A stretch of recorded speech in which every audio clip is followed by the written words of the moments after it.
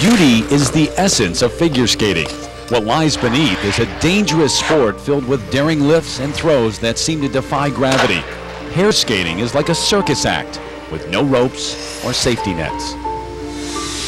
This October, world champions Tatiana Topmianina and Maxime Marinin reminded us of what can happen. He says she's basically 99% healthy now. Oh, there's another! Oh, gosh! Oh, I think she hit her.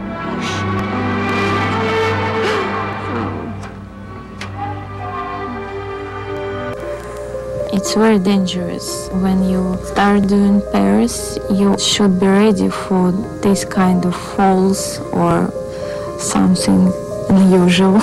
So many pairs go through this. You are not really thinking about the danger, but anything could happen. On average, one elite skater each year suffers a serious head injury, while many more concussions go unreported. While most injuries are not life-threatening, the potential is always present. But is that enough to demand change in the sport?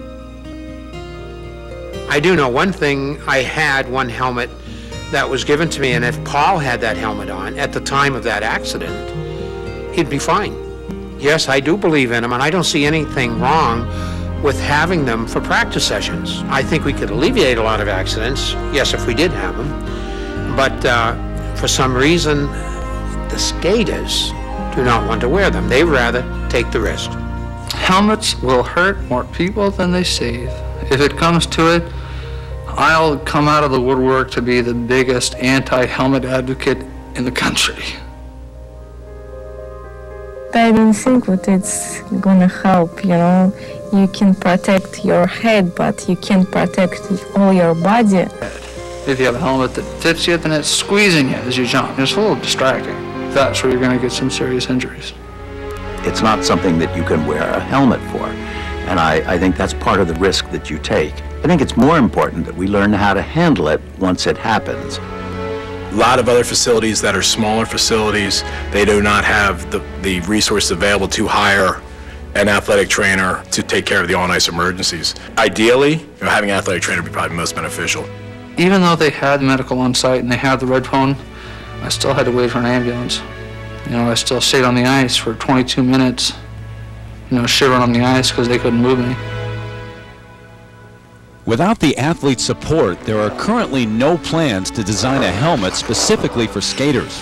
And while improving the medical attention at practice rinks could reduce the severity of injuries, still, accidents will happen. Sport by its very nature invites risk, and athletes always take chances. Horrible things will happen, and that's too bad. But it doesn't mean that we can pat ourselves up and go through a life in a bubble to make sure that nothing bad happens to me. It's definitely a sport that's very risky and is still very dangerous. I started to turn, and on my very first backward to forward turn, halfway through, I couldn't pick up my legs, I had a back spasm, and I hit the outside edge and it just swept my feet out from under me. It was so quick that it didn't, you know, it's a flash of a memory. In a split second, a life can change forever. Paul Binabose and his partner Laura Handy's dreams of Olympic gold were replaced with prayers for survival. When the x-rays came back in the hospital, I said, oh, okay, well, you have a skull fracture. And then I stopped breathing later that night. They had to rush me into emergency brain surgery after that to revive me. I was in a coma for, I believe it was 42 days and nights.